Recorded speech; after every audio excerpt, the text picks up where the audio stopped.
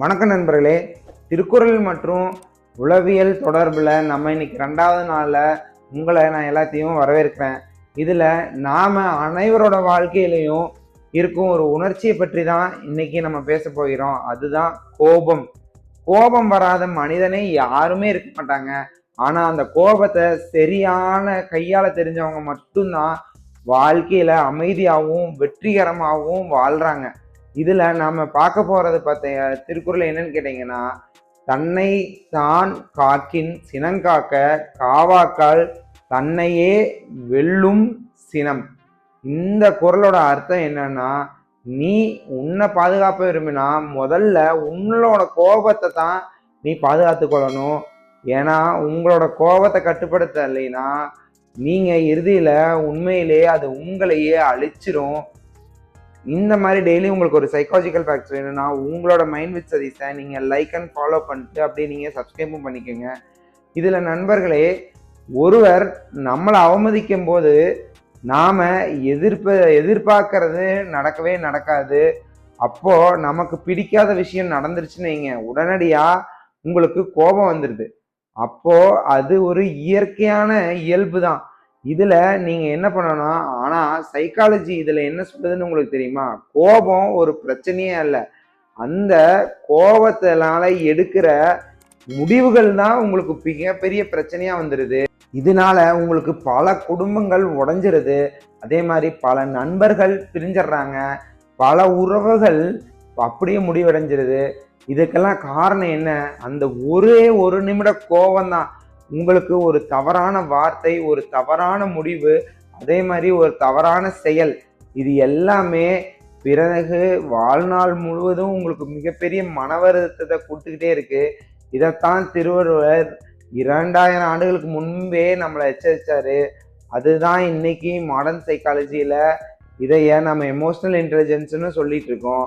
அதாவது கோபம் வந்தால் அதை நம்ம எப்படி புரிந்து கொண்டு சரியான முறையில் அதை கையாளணுங்கிறது தான் நம்மளுடைய உண்மையான திறனே.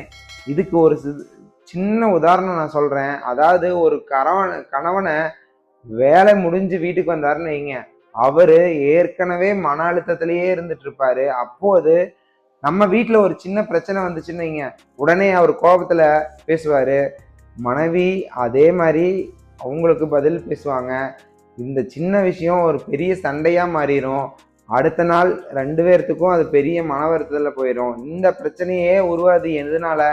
அதாவது அந்த ஒரு நிமிட கோபம் தான் இவ்வளோ பெரிய மாற்றத்துக்கு ஒரு உதாரணம். ஒரு மாணவர் தேர்வில் குறைந்த மதிப்பெண் பெறுகிறாருன்னு வைங்க, உடனே அவங்க பெற்றோருக்கு கோபம் வந்துடுது. அந்த கோபத்தில் அவங்க பேசுகிற வார்த்தைகள் அந்த குழந்தையோட தன்னம்பிக்கையவே உடைச்சிருது. அதனால நீங்கள் அமைதியாக பேசாம அவங்களுக்கு வழிகாட்டி அந்த குழந்தைய வெற்றி பெற்றாளராக மாற்றலாம். அதுதான் கோபத்தின் சக்தி. இதனால கோபம் நம்மளை கட்டுப்படுத்துச்சுன்னு வைங்க, அது நம்மளை அழிவில் கொண்டு போய் தள்ளிடும். நம்ம கோபத்தை கட்டுப்படுத்தணும்னு வைங்க, அது நம்மளோட வளர்ச்சி கொண்டு போயிடும். இப்போதே நீங்கள் கோபத்தை கட்டுப்படுத்துறதுக்கு சில எளிய உளவியல் முறைகளை நான் உங்களுக்கு சொல்கிறேன். அதாவது முதல் முறை என்னன்னா, நீங்கள் ஒரு 10 செகண்டு ரூல் தான். அந்த கோபத்தை உடனே எப்பவுமே பேசிடாதீங்க. 10 வினாடிகள் நீங்கள் ரொம்ப அமைதியாக இருந்தீங்கன்னு வைங்க, உங்களோட பல பிரச்சனைகள் அங்கேயே முடிஞ்சிடும். அதே மாதிரி 2வது முறை ஆழமாக மூச்சை இழுத்து விட்டுட்டு அப்படி விடும்போது உங்களோட மூளை ரொம்ப அமைதியாக மாறிடும். உங்களோட உடல்ல இருக்க பதற்றம் அப்படியே குறைய ஆரம்பிச்சிடும். இதில் 3வது முறை என்னன்னு கேட்டிங்கன்னா, நீங்கள் கோபப்படும் போது என்ன பண்ணணும்னா, எப்போது உங்களுக்கு கோபம் வருதுங்கிறத நீங்க பார்க்கணும். கோபம் வரும்போது உங்களுக்குள்ளேயே இப்போது எனக்கு கோபம் வருதுன்னு நீங்க சொன்னீங்கன்னு வைங்க, அந்த அவேர்னஸ் உங்களோட உணர்வுகளை அப்படியே கட்டுப்படுத்த உதவ ஆரம்பிச்சிருது. இதுல 4வது முறை என்னன்னு கேட்டீங்கன்னா, நீங்க உடனடியா யாருக்கும் எந்த மெசேஜும் அனுப்பாதீங்க. உங்களோட வாட்ஸ்அப்லயும் சரி, உங்களோட சோசியல் மீடியா, அதே மாதிரி ஒரு SMS இதுலேயும் கூட உங்களோட கோபத்துல நீங்க எழுதுற வார்த்தை உங்களுக்கு பல வருஷம் உறவுகளையே உடைச்சிரும். நீங்க 1 மணி நேரம் காத்திருந்து அதுக்கப்புறம் பதிலளிங்க நண்பர்களே. இந்த கோபம் ஒரு எதிரியே அல்ல, அது ஒரு எச்சரிக்கை மணி. நீங்க எந்த எச்சரிக்கை மணிய எப்படி பயன்படுத்துறீங்க அப்படிங்கிறது தான் இதுல ரொம்ப ரொம்ப முக்கியம். அதுதான் திருவள்ளுவர் சொன்னது போல, தன்னைத்தான் காக்கின் சினங்காக்க.